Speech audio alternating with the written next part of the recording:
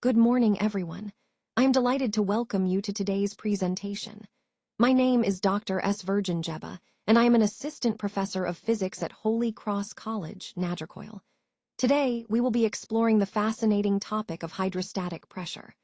Throughout this session, we'll cover the basic concepts, the principles behind it, and its applications. I'm excited to have you all here, so let's get started. Let's talk about hydrostatic pressure in the body. This refers to the pressure exerted by a fluid when it's at rest within the body, and this pressure is primarily due to gravity and the weight of the fluid itself.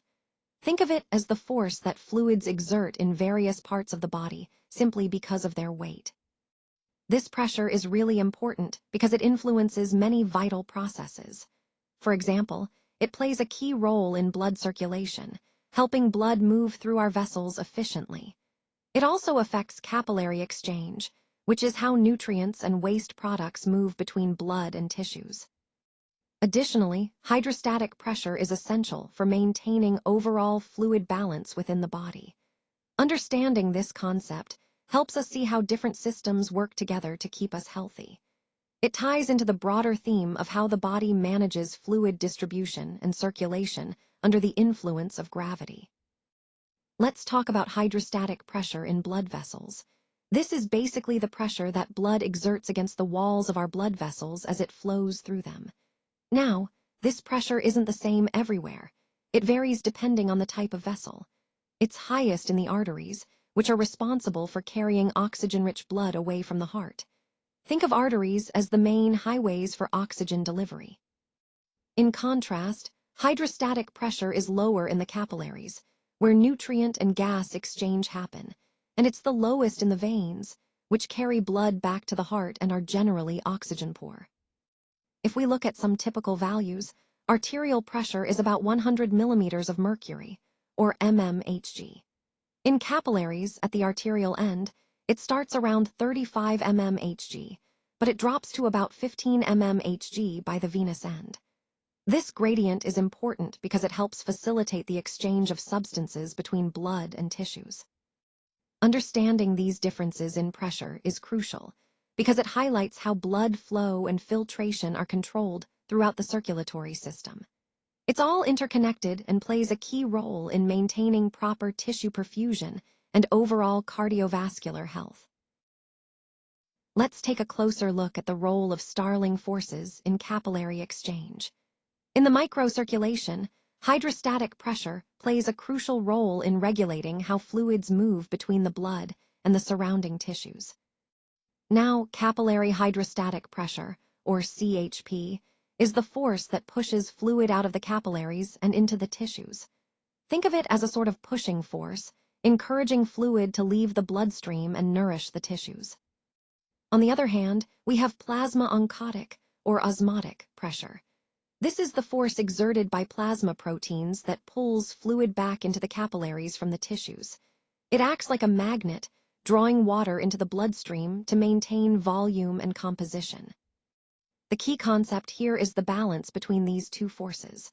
Whether fluid moves out or re-enters the bloodstream depends on which force is dominant at a given time. This dynamic balance is essential for proper tissue perfusion and maintaining overall fluid homeostasis, tying into the bigger picture of how our body regulates fluid exchange efficiently. Let's talk about the effect of gravity, specifically postural hydrostatic pressure. When you're standing, hydrostatic pressure in your blood increases with depth below your heart. This means that the pressure is higher in your legs and lower in your head. This difference explains a couple of common issues. First, your legs might swell after you've been standing for a long time, because the increased pressure causes fluid to accumulate there.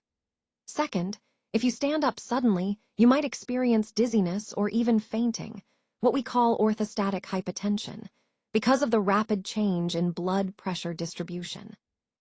Understanding this helps us see how gravity influences blood flow and why certain symptoms appear when we change positions quickly. Let's talk about hydrostatic pressure in body cavities, which is really key to maintaining proper physiological function. First, consider cerebrospinal fluid, or CSF. Its pressure isn't constant, it actually varies depending on your posture. When you're lying down, the pressure in the CSF system tends to be higher, and when you stand up, it drops a bit. But importantly, it stays within a healthy range. This dynamic pressure helps cushion and protect your brain and spinal cord, serving as a sort of shock absorber. Next, let's look at pleural fluid. The space between your lungs and chest wall, called the pleural space, maintains a negative hydrostatic pressure, what we often call intrapleural pressure. This negative pressure acts like a vacuum, which is crucial because it helps keep your lungs expanded. Without it, the lungs could collapse, so this negative pressure is vital for normal breathing. Finally, we have interstitial fluid, which surrounds your body's cells. If there's excess hydrostatic pressure in this space, it can cause problems, specifically edema. Essentially, too much pressure forces fluid out of your capillaries and into the surrounding tissue. This buildup of fluid leads to swelling, which we recognize as edema. So, overall, hydrostatic pressure in these body cavities plays a fundamental role in maintaining our body's balance and function. It ensures cushioning, helps in breathing, and prevents abnormal fluid accumulation. Now, let's discuss the clinical significance of these pressure changes. When hydrostatic pressure increases, it can cause fluid to leak out of the blood vessels and accumulate in the tissues, leading to edema. Edema is that swelling we often see in the feet, ankles, and legs, and it's commonly associated with conditions like heart failure, venous obstruction, or even pregnancy. On the other hand, if hydrostatic pressure drops too low, it can impair tissue perfusion. This means less blood flow reaches the tissues, which can hinder the delivery of oxygen and nutrients, and also reduce waste removal. Both scenarios highlight how maintaining proper hydrostatic pressure is crucial for tissue health and overall circulatory function. Recognizing these shifts helps us understand the importance of balancing pressures in managing various medical conditions.